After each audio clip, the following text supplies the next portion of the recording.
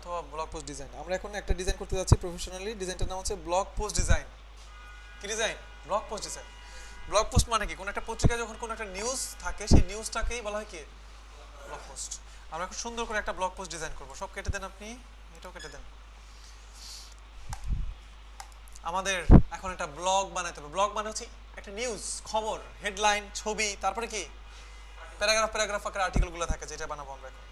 আমরা একটা কাজ করি, ব্লগ নামে আমরা একটা ফোল্ডার নিলাম, এটাকে বলা হচ্ছে ওয়েবসাইট ডিরেক্টরি। সেখানে আমরা তৈরি করব হচ্ছে সবচেয়ে জরুরি file index dot dot HTML. তারপরে কি তৈরি করব আমরা? CSS dot style dot CSS. তারপরে আমরা ইমেজেস নামে একটা ফোল্ডার তৈরি করব। আমরা কি এবার আমরা কি করব? এটাকে সাবলাইম টেক্সট 2 দিয়ে আমরা রান করব। আমরা কি সবাই ক্লিয়ার? এবার আসেন কাজ শুরু করে দেওয়া যাক। এই হচ্ছে আমার index.html ফাইল, এই হচ্ছে আমার style.css ফাইল। এবার এখানে আমার HTML5 এর স্ট্রাকচার লাগবে না? আমি এখানে লিখলাম হচ্ছে ব্লগ ডিজাইন। অবশ্যই আমার CSS ফাইলটা লিংক করাইতে হবে। লিংক না করাইলে কি আমার CSS এর কথা সে শুনবে? শুনবে না। এবার আমি একটা ব্লগ পোস্ট ডিজাইন করতে চাই, মানে একটা খবর আমি কি করতে চাই? আমার স্ক্রিনে নিয়ে আসতে চাই একটা খবরকে। তো চলেন একটা খবর নিয়ে আসা যাক। প্রথমে আমি একটা ডিভ নিব। ডিভের নাম দিলাম হচ্ছে কি? পোস্ট। আমি প্রথমে একটা ডিভ নিলাম, ডিভের নাম কি দিলাম? পোস্ট। এই পোস্ট ডিভের মধ্যে একটা আমি হেডলাইন রাখতে চাই H2 এর মধ্যে। লরেম ইপসাম, শুনেছেন এটার নাম? কেন ইউজ করতে হয়? রাইট। আমরা লরেম ইপসামের লেখাগুলো, হিবিজিবি লেখাগুলো বা ডামি টেক্সটগুলো যদি এখানে নিয়ে আসতে চাই, আমরা এটা দেখছিলাম সাবলাইম টেক্সটে দেখছিলাম এটা। লরেম 10 মানে হচ্ছে সে 10টা অক্ষর আমাকে নিয়ে আসবে। এবার ঠিক তার নিচে একটা ইমেজ নিয়ে আসতে চাই, ইমেজেস স্ল্যাশ n.jpg। যদিও নাই, আমাদের ডিরেক্টরিতে আছে ইমেজ নাই, পরে ধরে আমরা চাই না ছেড়ে দেবো আর কি। ঠিক তারপর আমি একটা প্যারাগ্রাফের মধ্যে একটা আর্টিকেল রাখতে চাই। আমি লরেম 100 ওয়ার্ড, লরেম 300 ওয়ার্ড। বুঝতে পারলাম সবাই? আমরা কি বুঝতে পারলাম সবাই? এবার এই নিউজটা যদি আপনি দেখতে চান, আপনার স্ক্রিনে ক্যামেরা দেখবেন, এই যে দেখেন, এই হচ্ছে আমাদের একটা নিউজ। দেখা যাচ্ছে নিউজটা? আপনারা কি সবাই দেখতে পাচ্ছেন? HTML দিয়ে এর চেয়ে সুন্দর করা যায়? আর যায় না। আচ্ছা, এখানে একটা ছবি আনা দরকার আমার। চলেন ছবিটা নিয়ে আসি। ব্লগের এই জায়গায় আমার একটা ইমেজ লাগবে। আমি গুগলে যাই, google.com-এ যাচ্ছি, চিত্র, এখানে লিখলাম হচ্ছে কি লেখা যায় বলেন? ক্রিকেট।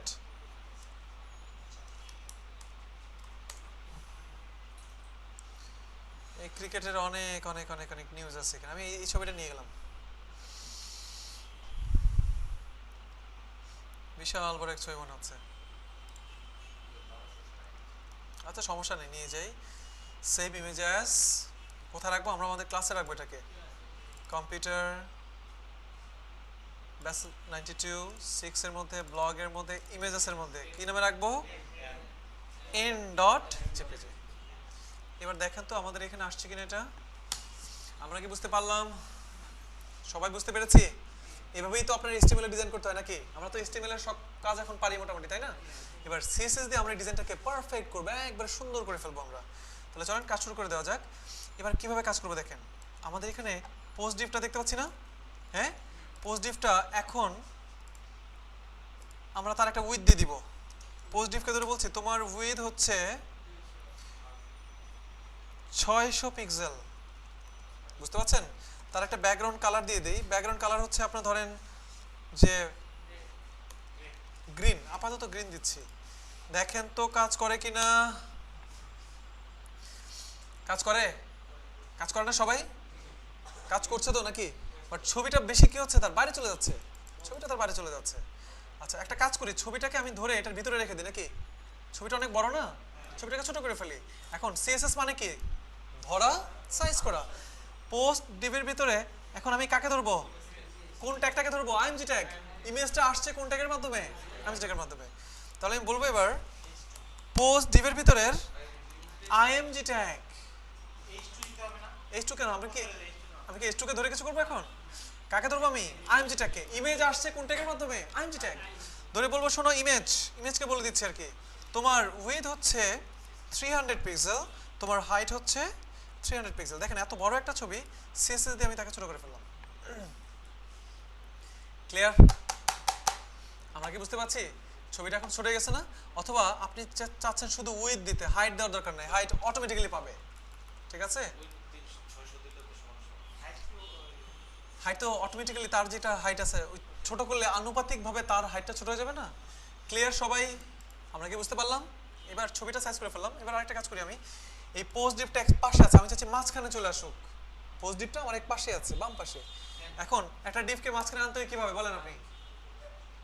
একটা ডিপটাকে মাঝখানে আনতে হয় কিভাবে? ওভারফ্লো কেন? ডিপকে মাঝখানে নিব কিভাবে বলেন?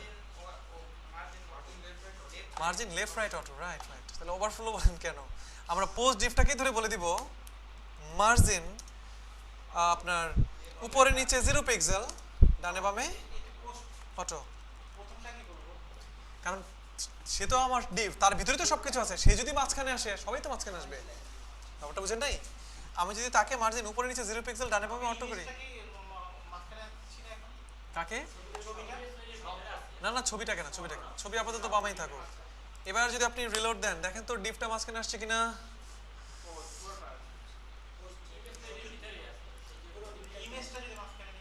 আমরা ইমেজটা মাঝখানে নিয়ে আসতে পারবো, কোনো সমস্যা নেই। আমরা কি এতটুকু বুঝতে পারলাম? এবার একটা কাজ করি আমরা, এই H2টাকে সাজাই নাকি?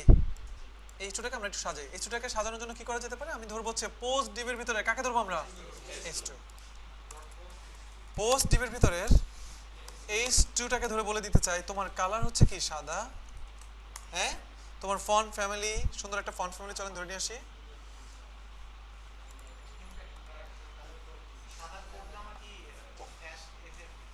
আচ্ছা আমি দেখাচ্ছি। সাদা তো আমরা এখানে কি লিখবো? হোয়াইট। আমরা কি লিখবো? হোয়াইট। আমরা যেহেতু এখন কালার করে জানি, দেখেন তো কালার সাদা হয় কিনা? লেখার কালার সাদা হয়েছে। এবার আর কি করা যায়? এটাকে আমরা একটা সুন্দর ফন্ট ফ্যামিলি নিয়ে আসি।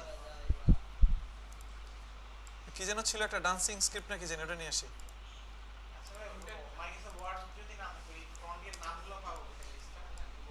লিস্ট আপনার, আচ্ছা গুগল ফন্ট আমরা এখন দেখি নাই, যদিও আমরা দেখবো আর কি এটা নিয়ে। আমরা কোন ফন্টটা নিব? এটা নিব নাকি এটা? এটা দিই। Edwardian script font family. আমরা কি দিয়ে দিব নাম এটার?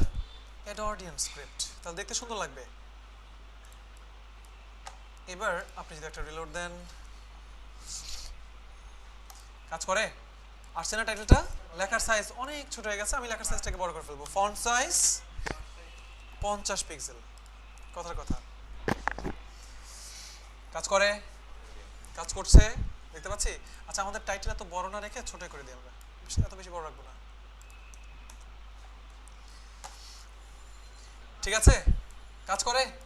এবার পিঠেগুলোকে আমরা একটু সাজাই নাকি? পিঠেগুলোকে সাজানোর জন্য আমরা যেটা করতে হবে, এখন আমি পিঠেগুলোকে সাইজ করতে চাই, মানে ডিজাইন দিতে চাই। পিঠেগুলোতে আমি একটা নির্দিষ্ট ডিজাইন দিতে চাই, মানে কি সাইজ করতে চাই। সাইজ করার আগে আপনার কি করতে হবে? ধরতে হবে। পিঠে আছে কোথায়? পোস্ট ডিপের ভিতরের পিঠে। পোস্ট ডিপের ভিতরের পিঠে। তাহলে পোস্ট ডিপের ভিতরের পি ট্যাগ ধরে বলবো তোমার ফন্ট ফ্যামিলি। তাকেও কি এটা দিয়ে দিব? না অন্য কিছু দেই। তাকে আরেকটা একটু অন্য কিছু দেই আর কি। উবুন্টু দেই, উবুন্টু। তার ফন্ট ফ্যামিলি কোনটা? উবুন্টু ফন্টটা মোটামুটি একটু মানে খারাপ না, ভালোই। দেখতে পাচ্ছেন সবগুলো ফন্ট কি হয়ে গেছে এখন? উবুন্টু হয়ে গেছে। এবার কালার দিতে পারবো আমরা। কালার ইয়েলো দিয়ে দিলাম। কাজ করে? পাচ্ছে?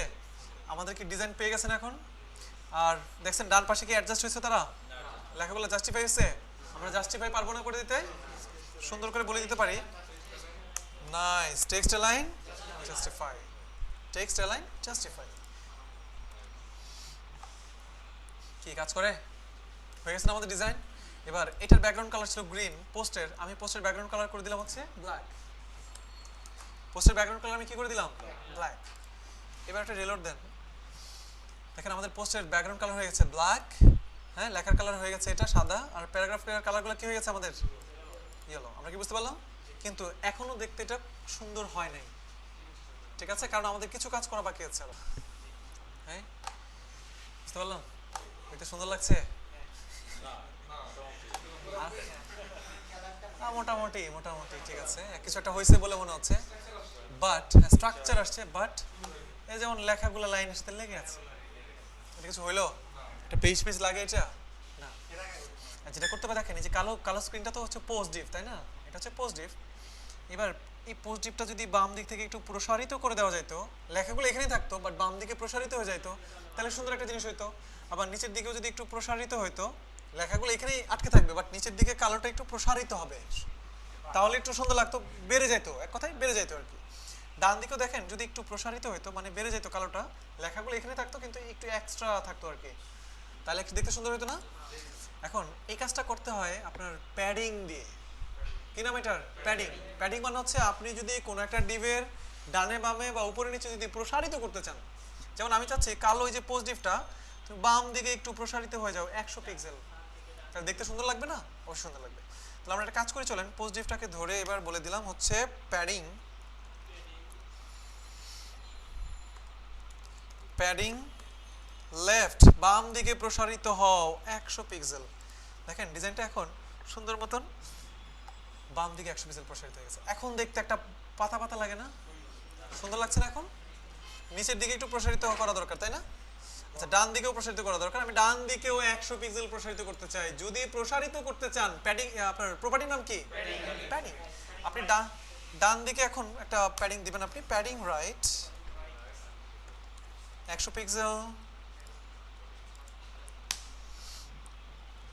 ডান দিকে 100 পিক্সেল প্রসারিত হয়ে গেছে না? এখন ডিজাইনটা দেখতে একটু সুন্দর লাগছে না? আমরা কি বুঝতে পারছি সবাই? নিচের দিকে একটু প্যাডিং দরকার, দরকার কি না?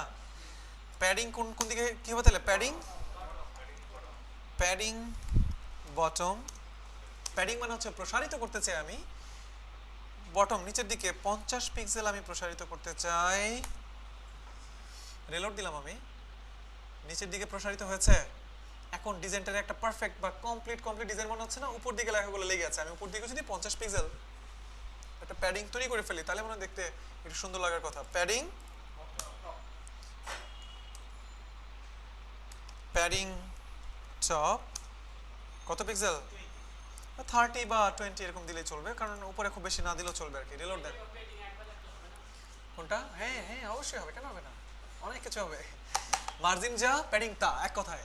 প্যাডিং মানে হচ্ছে ডিপটাই প্রসারিত হচ্ছে অতটুকু জায়গা, আর প্যাডিং মানে কি? সরি, ভুল বলেছি। মার্জিন মানে হচ্ছে কি? সরে আসতেছে সে বারবার, আর প্যাডিং মানে হচ্ছে কি? এতটুকু জায়গা প্রসারিত হয়ে যাচ্ছে। দেখেন এখন একটা সুন্দর পেজ পেজ মনে হচ্ছে না? এখন এই জিনিসটাকে একটা কি লাগে? একটা বড় একটা পাতা পাতা লাগে না? তো আমরা কি এখন এটা তো এরকম ব্লগ পোস্ট তৈরি করতে পারবো? পারবো না সবাই? এবং দেখেন আমরা কিন্তু কিছুই না, কয়টা প্রপার্টি জেনেছি মাত্র? মার্জিন, প্যাডিং, হাইট, উইথ, আর কি? ডিফ তো সিএসএস কোনো প্রপার্টি না, একটা ট্যাগ, জায়গা ট্যাগ, যেটা সিএসএস ছাড়া আপনি তাকে ধরতে পারবেন না। একটা ডিফ ট্যাগের হাইট উইথ কি এমনি এমনি হবে? আপনাকে অবশ্যই তাকে দিতে হবে। মার্জিন, প্যাডিং, হাইট এবং উইথ, আর কি শিখেছি বলেন? আর টেক্সট, একটা লেখাকে সাজানোর কত আছে? Text styling. আমার মোট কয়টা শিখেছি প্রপার্টি? 5 ধরনের। টেক্সট স্টাইলিং, একটা লেখাকে সাজানোর জন্য যত প্রপার্টি আছে, কালার, হ্যাঁ যা আছে আর কি। Text styling, margin, padding, height, with, border, border radius, border শিখেছি এবং বর্ডার রেডিয়াস শিখেছি। আমরা একটা কাজ করতে পারি, আমরা বাম পাশে একটা বর্ডার দিয়ে দিই, চলেন দেখি কেমন লাগে। আমরা পোস্ট ডিফকে বলে দিলাম তোমার border left 2 pixel solid red. দেখেন বাম দিকে একটা হালকা একটা বর্ডার তৈরি হবে, ছোট্ট হয়ে গেছে বেশি। 10 পিক্সেল সলিড এবং রেড। দেখেন কি দেখতে পাচ্ছি? কালারটা মনে হয় মানায় নাই নাকি? আচ্ছা, এই ডিফটাকে উপর থেকে নিচে নামাই, এই ডিফটাকে উপর থেকে নিচে নামাবো। অলরেডি মার্জিন উপরে নিচে 0 পিক্সেল ডানে বামে অটো দেওয়া ছিল, উপর থেকে 100 পিক্সেল নিচে নেমে যাও, ডানে বামে অটো, উপরে নিচে 100 পিক্সেল, ডানে বামে অটো। এবার দেখেন সেই ডিপটা একটু উপর থেকে নিচে নেমে যাবে, আমরা কি দেখতে পাচ্ছি? দেখতে পাচ্ছি না আমরা কি এই ধরনের একটা পেজ ডিজাইন করতে পারবো না? এই ধরনের ওয়েব পেজ ডিজাইন করতে পারবো? পারবো সবাই? খুবই সহজ। আপনি চাইলে বডির কালারটা চেঞ্জ করে দিতে পারেন, পারেন না? কিভাবে কালারটা চেঞ্জ করতে পারি দেখেন। বডি ট্যাগটাকে ধরে বলে দিব ব্যাকগ্রাউন্ড কালার। কি দেওয়া যায় বলেন তো? ব্যাকগ্রাউন্ড কালারটা কি দেওয়া যায়?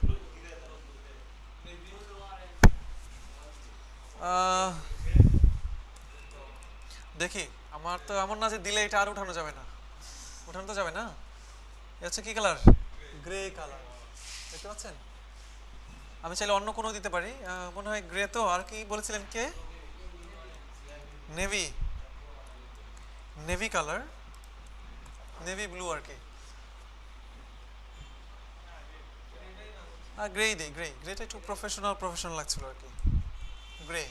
তাহলে আমরা কি এখন একটা ব্লগ পোস্ট ডিজাইন করতে পারলাম? কি দিয়ে? কিচ্ছু দিয়ে না। একটা লেখার যত স্টাইল করা যায় সেগুলো সব জানি আমরা। একটা লেখার কি কি একটা মানে টেক্সটকে একটা সুন্দর করে সাজানোর জন্য অনেকগুলো প্রপার্টির নাম জানি। হ্যাঁ বলেন আপনি আমাকে একটা একটা করে শুরু করেন, খুব ফাস্ট। লেখাকে সাজানোর কতগুলো প্রপার্টি ছিল বলেন বলেন। Style, relax, colour, text align, nice. আচ্ছা আচ্ছা, আমি শুধু উনি বলুক, হ্যাঁ। আমি চাই ওনার ব্রেনে চাপ পড়ুক। জি, ফন্ট সাইজ, টেক্সট অ্যালাইন তো একবার বলছি মনে হয়। আপনি বলেন। Colour, text align, font size, font family, font style, font wait, background colour. এটা টেক্সটের না, এটা সবার যে কোনো কিছুর পেছনে দেওয়া যায়। হ্যাঁ বলেন। আর টেক্সট ডেকোরেশন, আন্ডারলাইন। হ্যাঁ টেক্সট ডেকোরেশন আন্ডারলাইন হতে পারে, নান হতে পারে। তারপর টেক্সট শ্যাডো, হ্যাঁ, line height, word spacing, letter spacing. আচ্ছা,